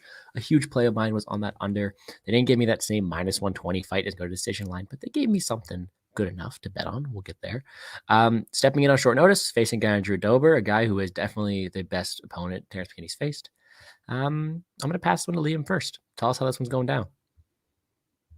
Yeah, I have not a strong read on this fight. My read on this fight is that somebody's going to get hurt and finished. But I also think that it could easily be a McKinney submission. And I know that people are going to balk at that, right? Because I have come on here talking about fading Terrence McKinney before. And I still think there might be room to do that, but I just don't know. And Drew Dober right now is not the commodity I necessarily want to buy into. I liked his interviews this week. I liked what I've heard from him. I do think he's a good fighter. I think he's dangerous. He's got powerful hands. But Terrence McKinney was flowing really well in the wrestling and the grappling there. His scrambling looked high level. What I could say is that he didn't attempt a takedown and he got one and then finished from there. So it's like, imagine if he attempts a takedown, what he could do. We've seen that when he does attempt takedowns, he was able to secure them even against some fighters that have gone on to have success in the UFC, like Sean Woodson. So I think that Terrence McKinney, I was a little bit low on him. He impressed me against Siam. He also kind of high rolled a finish there. So I don't know what to make of this. I kind of think that the early prices on McKinney make sense to me. If you're playing him at the +200s and stuff, now it's getting a little bit closer to where, I sort of see it being, I could maybe see Dober being -125 here. I think it's a close fight. I think that hindsight, somebody's going to look like a big favorite because McKinney does tend to spend himself early, right? He's like a ball of energy. So he comes out on fire and he's a lot to deal with. He's a lot to handle and he might finish, Drew Dober instantly, right? Drew Dober got submitted by Efrain Escudero in like the opening exchange in a fight in 2015. So he's not above getting submitted in the opening going. He's not above to losing the guys he's better than. And I know the Makhachev fight is like, yeah, it's Makhachev, and he lasted longer than Bobby Green. There's a lot of things that are positives there. But also, by the end of it, I thought he just broke in the grappling, just mentally, because it was kind of a weird position. You don't really see guys get submitted from there in the UFC. I like that kind of choke that he was going for, but normally you have to get like a lot of shoulder pressure down. I think Makhachev was surprised when he tapped as well. So, yeah, I just think that Drew Dober, I'm a little bit nervous about his level of motivation, but he's probably fighting for, if not his job, his standing in the division, certainly. So I expect to see a motivated Drew Dober here, but I don't know how to cap this fight exactly. It's a tricky one for me. Very easy to cap it. It's not going all three. That's what I'm saying. And I'm knock on wood because I'm a very superstitious guy, but Phoenix can speak for me. How do you see this one going down? I know we have the same play. Yeah, I think I hope I have a pretty decent read on the fight. I'm on the doesn't go. I wish I waited for the under though, because the under I think it was like -165. I mean, that's way better than the doesn't go at -225. But regardless, I don't really see how this fight, goes to decision. Like I'm trying to stay away from these juiced violence props because I keep getting burned. But I think this might be like one of the last ones I run because I just don't really see how it goes to decision. I mean, McKinney. I don't think Drew Dober is the type of guy to like. McKinney is either going to come out. He's on short notice. I mean, I know that he just had a fight, but to me, the way I see this fight going, I might even be on Dober as well because I just don't really see. Like, I think McKinney's submission is like the only path to victory for him. We saw last fight against Brad Riddell. Like, Drew Dober doesn't get KO'd. Like, the guy's chin is made of, I don't even know, man. Like, I don't think McKinney's going to knock him out. I think the grappling could be, but I mean, the guys that Drew Dober's getting submitted by are just much higher level than Terrence McKinney. I mean, Makachev, Dariush, OAM. So I don't think Efrain Escudero. So I don't think that McKinney's going to be able to sub him early. And McKinney early is kind of how he's been rolling. I mean, McKinney, like, we can't forget that I was on McKinney inside the distance last week, but I think this is a much harder fight for him. I mean, Drew Dober's a tough guy. Like, I don't think he's just gonna be able to take him down and submit him. But the thing with Terrence McKinney is he just, even in the ZM fight, like, he's just such a weird fighter. Like, he just winds up into everything, and like people like slip and fall, and he just ends like, he didn't even get a takedown against ZM. He came in for a kick, missed, and then ended up on his back and then choked him out. Like, so anything can happen with Terrence McKinney. It's just, I think Drew Dober's a really tough match for him. Like, this is a guy who's super durable, who's super tough, who's been fighting a high level of competition, who's got the full camp. McKinney, we can't forget that McKinney's cardio isn't the greatest in the world. He hasn't been extended. Like, I don't think he's just gonna roll in here on 10 days notice and finish Drew Dober in the first round. Like, if he does that, I mean, credits to him. Like, he's clearly on a level that I don't think he's on. But, you know, Drew Dober is a tough guy. Like, he's fighting very decent competition. He's not getting finished super duper early either. So most of the time. So I think that Drew Dober is definitely the side here, in my opinion. I think I favor him pretty significantly, but I don't really see how this fight goes to decision. I think McKinney's path to victory is that submission.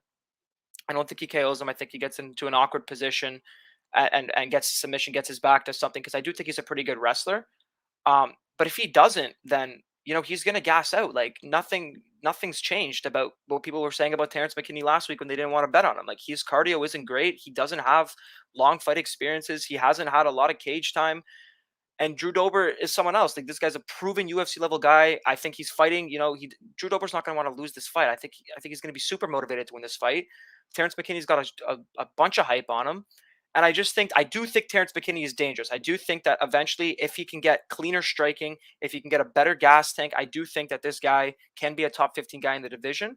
But I do still think it's early. I think this is a big step up. This is a good fighter in Drew Dober, who's proven that he can fight with the best competitively. Like, I mean, how can you say that Terrence McKinney is going to knock out Drew Dober after watching the Riddell fight? I just can't see it. Like, he ate so many hard strikes. Dude, never. This is one thing I want to caution people, though. If your argument for why somebody can't get knocked out is that they just got nuked on the chin a bunch of times and they didn't go down, I always say they didn't go down from that beating, but what about the next one? Because they did just take a beating. And Drew Dober has an iron chin that is starting to show signs of wear, is what I would, again, that's my only caution. It's nuclear level. He's taken bomb after bomb in the UFC. But that's my problem, is like Jamie Malarkey, bomb after bomb in the UFC, and then 2, 3, 10, 15 in a row, and it's like, okay, I can't do it anymore. Got to go down. That's the kind of thing that scares me for a guy who's getting a little bit older, a little bit longer into his UFC career. But I do agree that he's the better puncher, especially down the stretch. I definitely agree with that. It's just kind of where I was going with that kind of is I don't think McKinney's going to like just hit him with bomb after bomb. Like, I think like Dober can handle himself on the feet. I don't think he's just going to be there to be hit by McKinney. And I think that after the first round, I think his power is going to, you know, wane a little bit. I just think that he's going to have to try to take him down and sub him. I mean, that's kind of how Dober's been losing. And while I think he could do that, I think that the line, I don't think he should be plus like 130, plus 140. I think he should be closer to like plus 190. Like, this is a tough fight for him on 10 days notice. And I wanted to play Dober as well, but I mean, Terrence McKinney just creates these awkward positions that are like unpredictable. Like, I thought he was gonna be able to sub Z him as well, or finish him on the ground, but not like that. Like, he didn't even get the takedown. He literally came in, went for a flying kick, and just got the back, like, just randomly. I was just like, oh, okay, that's one way to get to that position. So he's a very wild guy. Like, he just creates these unpredictable situations. Like, his striking is not very like sharp and neat. He's kind of wild and obtains these good positions. But I do think that Dober's going to win this fight, and I like the violence here, because I think if McKinney doesn't get him out early, he's going to gas out, and you know, I think that Dober is going to finish him one way or another. Hey man, killer to be killed fighter in Terrence McKinney, and I love betting on that kind of spot. I think he either goes out there, kills him early, or gets finished. Drew Dober's the toughest guy he's fought to date. I'm with you. The fight doesn't go is what I want to see here. Minus 200. Guess how many units? 1, 2, 3, 4. I'm on a 5-unit betting scale. It's a big bet for me. Okay. I think that he goes out there and McKinney expends all his energy early. Does he get it? Don't know. If he's able to, awesome. That cash, if he's not able to get him out early, he's going to gas out and lose to Drew Dober. Drew Dober is a much more talented guy that people are giving credit to. This is very easy for me. Guess who I'm cheering for? I'm cheering for Terrence McKinney. Do I have a bet on him personally? No, but I have his NFT, so that's what we're cheering for, okay? Other than that, I just hoping for a good fight. Target this fight on DraftKings, so I see it finishing. Let's have some fun. Yes, he got the choke from Weird Angle. Could he get another one from Weird Angle here too? Probably, but it would have to be in that early round because he is going to gas out if he doesn't. All right, a few fights left. Let's get through them. This next one, Khalil Roundtree, 9-5. Carl Roberson, 9-4. I mentioned it. Carl Roberson, a guy on my current MMA video who is a guy I'm going to play this week. I have hated on Carl Roberson long enough. It's time I defend the man. When he was out there supposed to fight against Nick Maximoff, I was going to be on Nick Maximoff because Carl Roberson, where he's a decent offensive grappler, has so many defensive grappling liabilities. And I know that I'm not one to talk about this because I don't have the same BJJ experience as someone like Liam, but Carl Roberson has been submitted in all of his losses, I think, in most of his losses at least. He gets submitted by people who are better than him. Is Khalil Roundtree better than him on the ground? No way. He's lost to Allen. He's Sarah. He's lost people who are just going to Curly Roundtree will not. On the feet, Curly Roundtree may be the better guy, but he's too inconsistent to bet. So when you have that disparity on the ground and the ability for Robertson to keep up on the feet, I just think that this is Robertson all day, minus 125. I'm taking it. Am I crazy? Phoenix, will start with you. Yeah, I'm short and sweet on this one, to be honest. I just don't like betting on guys like Roundtree, man. I mean, one fight, he looks like the Anders fight. Every time I watch it, I'm just like, there's no way that's Khalil Roundtree. And then I watch him get just dominated by a guy like Praknio. So, I mean, I don't really have it. I kind of agree with you. I think that, the path to victory so far in the UFC to beating Robertson is kind of take him down, out grapple him, submit him. But I mean, look at the guys that are doing that to him. I mean, much better grapplers than Roundtree. I mean, I don't think Roundtree's attempted a takedown in his UFC career, or definitely hasn't landed one. And I think Robertson himself is an underrated grappler. So I think he'll have the grappling advantage. I think he also has the striking advantage. I mean, sometimes he's low volume, but I do think he's honestly going to win minutes on the feet as well. I think he's got the better cardio. I just think he's a level above. I think he should be 60% here. Okay, let's keep it at that. Liam, what about yourself? Yeah, this is a fight where I basically told a bunch of people that I was like, man, Carl Roberson is a dog to Khalil Roundtree. That's kind of interesting. And then by the time I went to go play it, the line had flipped. Carl Roberson's out to being a minus 135 favorite. So market agreed with me, but really at this point, I feel like a lot of the juice has been sucked out of the Carl Roberson side here. Lot less meat on the bone. There's still, a tiny bit of value to be had maybe at minus 125, but really I thought this was a dog or pass kind of fight, where if you can get that early line, that dog money, I like that on the Roberson side, but really neither one of these guys is super reliable. Both of them make critical errors, low fight IQ, whether it was a grappling mistake or not. Carl Roberson decided to grapple with Brendan Allen and put himself in decent positions, but also put himself in a position to be finished. That's just mistakes. And, he might go out there and try and kickbox with Khalil, put himself in a position to be finished. And, I do think Carl Roberson can hang in that fight, but he might get effed up. Khalil, he's kind of weird in his approach, and he just kicked out a guy's knee and completely ended the fight in disgusting fashion. I don't think that's a hugely replicable outcome, but it might be. He looked very sharp and on point there, and he throws that kick a lot. It's just most of the time it doesn't bust somebody's knee out.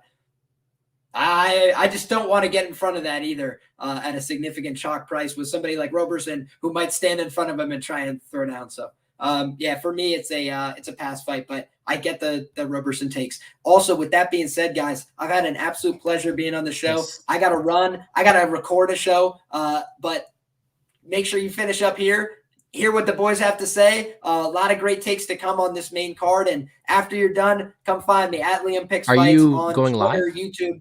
Absolutely, I am. Okay, with the great Jack Attack MMA. The great Jack Attack MMA, number one on betmma.tips. He's going to be joining the show. You guys are the first to hear about it, about to tweet out the link. So appreciate you guys big time, and we'll talk to you guys very soon. Thank you, Gordo, as always, for having me. And Phoenix, what a pleasure to have you back, my brother. What a good time talking fights today, and I hope you guys cash all your bets. I will see you at your live stream there, my friend. Have a good one. Awesome. And me and Phoenix are going to kill this last few fights. We got a few of them left. After we're done here, I'll go hang out. You guys can meet me in the chat at Liam's, of course, because we love Liam's live stream. I appreciate him making the time to come on and join us. But we have a few left. That last one I mentioned about that Roundtree Robertson fight, it's just, I know he's made a lot of mistakes, but I don't think Killer Roundtree's going to be able to capitalize him. And Killer Roundtree's a guy who's just so inconsistent. Like, there's so many different versions. You mentioned that fight that he just went out there, looked like a different version of himself. I can't trust that. I'm on Robertson here. Moneyline DraftKings. I know you're not a big DraftKings guy, but is he someone you're going to target there at all? Or are you going to play any DraftKings at all this week? Muted, my friend. So you're pulling a Liam right now, but he's gone and you're replacing him? No, I'm not in DraftKings this week, but I have been getting into it more.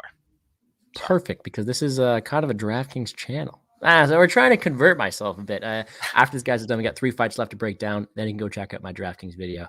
Phoenix, if you want to know who I'm playing, that's how you go. All right, done talking about that. Let's move on. 3 fights left. Alex Caceres, 19-12. Sadiq Youssef, 11-2. I love me some Sadiq Youssef, and I hate betting on Alex Caceres because, man, that guy breaks my heart. He completely starched me last time out. I had a few units on the other side. He went out there, showed a very, very good performance. It's a tough one.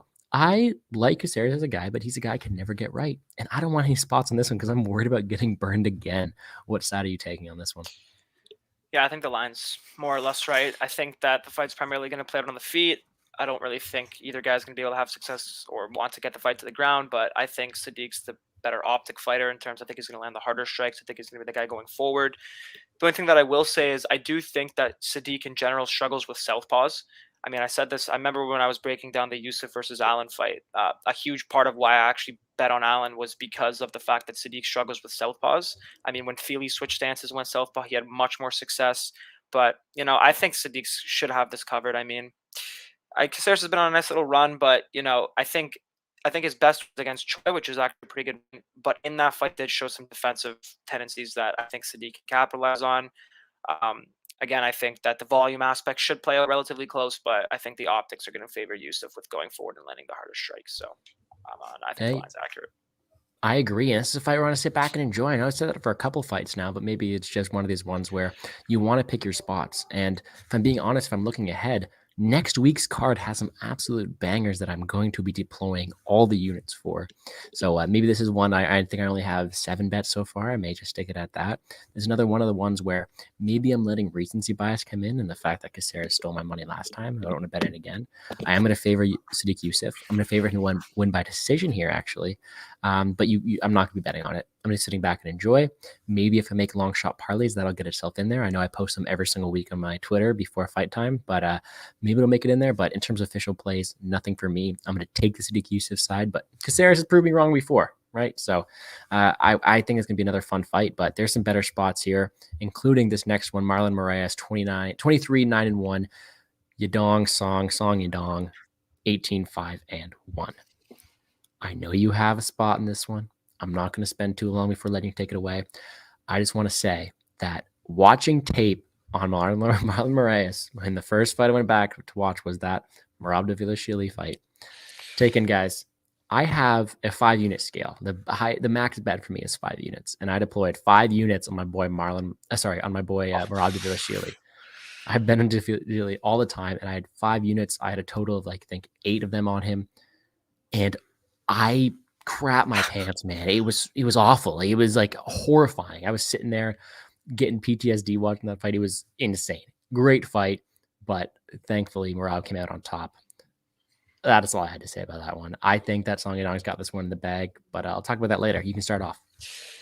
Yeah, I got a small play on Marlon Moraes here, plus 200, half unit. But okay, I mean, Marlon Moraes is such a talented fighter, man. And I just think that, obviously we know his chin isn't there, his cardio's not there, and it's very disappointing because we see how talented this guy is. I mean, he's such a well-rounded mixed martial artist, good submissions, good striking. I just think that if he's going to win a fight to prove he's still, can compete at the top level, I think this is a decent fight for him, honestly, to win. I think that Song Yadong is obviously super durable. So in that sense, I mean, Moraes is kind of looking like a first-rounder bust. And, Song Yadong is a very tough guy. So I do think, it's going to take a very clean shot or a combination of shots to finish him. But I honestly think hot take Moraes can honestly win a decision here. I'm not going to lie. I think that, you know, he's changed gyms. He's at Tiger Muay Thai now. I think that, you know, he's been his last 3 win streak. Like those are the 3 of like probably the top 5 in the division. Honestly, like Merab's on his way there in my opinion. I think that Rob Font's got, you know, he's got one of the best jabs in the UFC, one of the best boxers in that division. I think Corey Sandhagen is my favorite fighter in that division. And Merab is just an absolute beast, and he almost got him out of there. It's just, I think that Song Yadong isn't really a guy that like puts on a pace, and like I know he's got some power, but he's not really a guy that's gonna like overwhelm Moraes. I think that if Song Yadong fights at the pace of Marlon Moraes and Moraes can kind of get his striking going off, I think he can have success. I think he's the better striker. I think he's gonna win those exchanges. I think he could even grapple. I mean, Song Yadong's takedown defense isn't the best. I know that if Moraes implements like a very wrestling heavy game plan where Song gets back up, he shoots again, and he can't consistently secure them with these, that he's going to gas out. It's inevitable. But I think he honestly can. I don't think Yadong's takedown defense is anything special, to be honest. I think he's going to be able to secure a few takedowns. I think he's going to be able to get some top control, maybe even get a submission. And I think on the feet, I just think like if he doesn't get killed by Song Yadong, I honestly think that he's going to win the striking exchanges. I think he can honestly finish him too. I think he's one of the most dangerous strikers he's faced. I think this gym change is going to be helpful for him. I'm not necessarily saying he's going to like come out with like 15 minutes of cardio, a new chin, but I do think that he can present problems that I would like to see in a plus 200. I mean, he's a very good fighter. I mean, the line is the same as the Merab fight. I mean, Song Yadong and Merab Dvalishvili are not on the same level. I think Merab is a much tougher matchup for Marlon, and I think Corey is a very much tougher matchup. I think Rob Font's a much tougher matchup. I'm not taking anything away from Song. He's improving. He's a good fighter. He's got power. He's decent. He's durable. But I do favor him to win. I'm not saying like, oh, Moraes is going to win the fight. I do think Song Yadong probably wins the fight. He probably finishes him.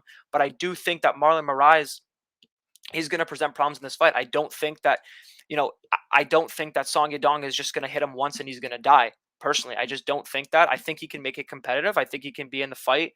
I mean, I'm going one more time with Marlon Moraes. I think he can win. I think he can win exchanges. I think he's the better technical striker. I think he can get grappling. I think he can hold him down for a bit. I mean, I think he's live. I really do. I think he's live. Okay. All right. And the funny thing too is I think you're one of the first people I've heard on him. I think Song Yadong is a very popular option this week. Also for my boy Tim. See, that's what I like. And I know you're saying 1 round championship. And this is the only thing I have to say is you can teach skills. You can teach all these new tricks at Tiger Muay Thai. You cannot teach durability and heart. And I think that's a lot what Moraes is lacking here is he looks defeated when he goes out there. And it's so tough to bet on someone who's already defeated. And I'm not saying you have a bad bet. I think Marlon Moraes at peak physical shape should be minus 150, minus 200 in this spot. But he's not. He's not the same fighter he used to be. And that's what it comes down to is you have a guy in Song Yadong who's young, who's got decent power, he's got great accuracy, and he's got a lot of potential, who's still learning, facing a guy Marlon Moraes who I think is on his way out. It's an easy guy. He's going opposite directions. And for that reason, I'm taking the younger guy. I'm taking the guy with more potential I see in the future. And I respect your bet because I do think it's definitely live for Moraes to go out there. And Tim hit it perfectly. He's a 1 round guy. And I know he went out there, he won a decision recently, or I guess you can't call it recently, but he has won decisions. But I don't see that same version of him. Like he went out there and I know he expended everything on trying to kill Merab Dvalishvili, which he kind of did. But then he had nothing, absolutely nothing. He let a guy hurt, and I know Merab is world-class, but he let a guy who's that hurt take him down. I think that from the grappling side, Song Yadong's too strong to really be held down by Moraes the whole time. I think it's going to depend on one of these Hail Mary bombs from Moraes. And we know he's an athlete. We know he's a freak of nature who's able to do that. But for how long? Because I think Song Yadong's too young. I honestly think that Song Yadong finishes him in round 2 or 3. I'm calling round 2. I think that Song Yadong is just not the type of guy that Marlon Moraes wants to face. I say it a lot with when I'm talking about Conor McGregor. I know there's 2 very different things, but Conor McGregor is never going to beat a guy he can't finish because he's an early round fighter, right? If he can't finish them early, he's not going to do that here. And I think the same thing is for Moraes. Is he struggles a lot when things get extended, and when you get into cardio, when you get into heart, it's tough. Give him Chris Mutino's durability, and then maybe we can talk. I'm going to pick Song Yadong. I'm going to pick him inside the distance here. I think he's a decent DraftKings option as well. Hail Mary, pun play, Marlon Moraes, because he's round 1 in my opinion. If you are taking Marlon Moraes money line, are you gonna have anything around 1 prop? What's it? Let me just check what it's at. Marlon Moraes round 1 KO according to Tim is 14-1. I don't know if I have access to 14-1s. I mean, like KO ones. That's what I meant. But Man, yeah, I'd we look need at better that. books up north here, eh? I know. I don't know. Honestly, you're probably right. I mean, Yadong probably knocks him out, keep the trend going, but I just think that Moraes is going to present him with the most striking, most dynamic set of striking he's faced. I think that Moraes is, I think skill for skill, he's substantially better. Like, I think he's definitely going to be winning. I think he's going to be winning until he's not, honestly. I think if he gets caught and that changes the trajectory of the fight, then that's probably downhill from him. But I think as long as he's not hurt, as long as he's got gas at a fight, because the thing with the cardio is I just don't think that Song isn't a guy that pushes such like some crazy pace that gas is. Like, I think if the fight stays at distance and he doesn't I think that Moraes can honestly go I mean, he beat Jose Aldo in a fight like that. Like, Aldo was walking him down and kind of not like overwhelming him, but still pressuring him, and he was on the back feet. And yeah, sure, he was a little bit tired, but he was still landing. I think he lost the fight, but he was still landing strikes. I mean, he wasn't like out of it completely. And that was kind of a guy, and that was Jose Aldo. And I know that obviously that was a while ago now, but I do think that if the fight plays out relatively kind of like that, where Song maybe is putting on some pressure, but isn't really like letting the hands go fully and not like overwhelming him, that I think Moraes is going to land the better strikes, and I think he's going to. And I personally think he can grapple too. At least early. You heard it here first. In honor of Tim, in honor of Narco, a Lambo play for you is going to be the Moraes decision, which is sitting at what, plus 550 right now? There you go. Definitely not playing Maybe. that, I know. I'm just saying, you called it. If that happens, I'm clipping this, and there you go. But let's move on. We got a main event time, and it's a main event with a bit of a wide line, but we'll get to that. Thiago Santos 22-9, Magomed Ankalaev 16-1. And speaking of doing tape and getting sad, that Santos versus Walker fight, when I had the fight didn't go to decision, gonna kill me every time. I did tape on Johnny Walker a month ago, and that hurt me again. It's gonna hurt me again here. Luckily, I don't see it going the same way. Ankalaev is a problem. He's the future of the division, and I see a lot of good skill sets from him along with everybody else, which is why he's minus 550. Do you see a world where Thiago Santos gets back to title contention and beats Magomed Ankalaev? Probably not. Probably not likely. I mean, the line's way too wide to play. But I mean, Magomed Ankalaev is very well-rounded mixed martial artist. I mean, he doesn't really have a lot of weaknesses. I mean, he's a good striker, very good left hand, good hook, good kicks, can mix in the wrestling, good striking defense, can take a shot. And Thiago Santos, man, he's just not the same fighter. Like that Johnny Walker fight, I know he won, but he's never going to beat Magomed Ankalaev if he fights like that. Like, it's just not going to happen. I mean, 44 strikes in a 25-minute fight. I mean, he's already I just think Ankalaev is going to be able to defend anything that Santos throws at him. I mean, he really only has that left high kick going for him now. He doesn't really explode into anything anymore. So I think Ankalaev is going to kind of piece him up, have his way with him. The one thing that I will say with Ankalaev is he appears to get hit with in the future right hands, right hook shots. I mean, Krylov was hitting him with that. I think Volcom hit him with that. Abreu was hitting him with that. That seems to be his weakness. Kind of his defense on his left side is a little bit slower than his defense on his right side, I find, with the tape. Not saying that, Santos is going to exploit that, because, I mean, doesn't really have much left in the tank. But I actually have a bet on this fight on the over 2.5. I honestly think that I got it at minus 150. I think that, both guys, Ankalaev is not a guy that's going to rush to find a finish. And Santos doesn't have that explosive ability to finish early anymore, I don't think. So I do think that this is kind of going to be a later round finish where, kind of just building up, hitting him over and over and again until he finds that one clean shot. But I don't think he's going to finish him early. I don't think Santos is going to run into harm's way where Ankalaev can counter him, because if that happens, I do think Ankalaev KOs him pretty cleanly. But I do think Santos is probably going to stay at range at least early. And if anything, if he gets aggressive like that, it's going to be later in the fight when he's desperate. But I do think Ankalaev is just going to fight a smart fight, hit him with some leg kicks, mix in some wrestling too, maybe get some clinch time, clinch pressure. Just, kind of piece him up with jabs, straight lefts, things like that. So I kind of like the over 2.5. I think that if this was a 3-round fight, I think I would probably be on Ankalaev by decision. But I do think it's going to be more of a early 4 kind of finish, personally. Fair. I hope that's the case. I think Ankalaev goes out there, and I don't want to say anything too controversial. I've had my fair share of controversial week with Chance, but I'm on the 2 Russians this week, and I think that's a good parlay. As you have Ankalaev minus 550, you have Magomed. You have Azamat at minus 170. Together, it's minus 112. I think I like that parlay. I think they both win here, pretty dominant fashion. They both have this similar skill set to do it. They're well rounded. In their own right, they're very, very technical, good, sharp, accurate strikers, but they also have the ground game to go out there and do that if that's needed. I'm not saying it's going to be a Khabib-style performance because Ankalaev's a great, great, great striker, but he has that. And Thiago Santos is a very, very good fighter. Not saying he's what he's used to be, but he can keep up in those kickboxing exchanges. Like, there's people out there who will say that he beat John Jones. That being said, I don't see him winning here. I think Ankalaev is the future of the division. I think he's very, very well. 9.6K on DraftKings might not be expensive enough because I think goes out there and puts on a really good showing, accurate, significant strikes, and even takedowns if needed. I agree with you. I think it's a later finish inside the distance line. I don't mind that. Plus 110, I think it's decent for him to get out there and get a finish, get multiple ways to do it. Maybe he's hungry to put a statement win in the division because he's had a couple decision wins recently. I think he goes out there and does it. I love that bet. And with that, we are done the breakdown. What a pleasure to have you back, my friend. I really enjoyed breaking down this card. Like I said, next week's going to be one I'm going to load all the units on.